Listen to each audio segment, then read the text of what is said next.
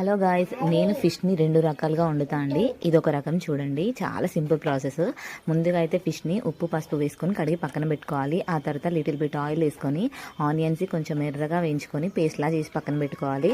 ఆ తర్వాత 2 table spoon oil వేసుకొని ఆనియన్స్, అల్లం వెల్లుల్లి పేస్ట్, కొత్తిమీర, పసుపు వేసుకొని ఆయిల్లో ఫ్రై అయ్యాక నేను 2 టమాటోస్ని ప్యూరీలా చేసుకున్నా. అది కూడా వేసుకొని ఆయిల్లో మంచిగా మగ్గాక తగినంత కారం వేసుకొని మనం కడిగి పెట్టుకున్న ఫిష్ని కూడా వేసుకోవాలి. ఫిష్ వేసుకున్నాక ఒక 3 మినిట్స్ మూత పెట్టుకొని మంచిగా ఆయిల్లో ఫ్రై అయిన తర్వాత చింతపండు పులుసు వేసుకోవాలి. పాత చింతపండు పులుసు అయితే ఇంకా టేస్ట్ బాగుంటుందండి, ట్రై చేయండి. అతను తగినన్ని నీళ్ళు వేసుకొని సాల్ట్, ధనియా పౌడరు, జీలకర్ర మెంతుల పౌడరు, ఫిష్ మసాలా వేసుకొని అది మరుగుతుంటే మనం ముందుగా చేసి పెట్టుకున్న పేస్ట్ని కూడా వేసుకోవాలి.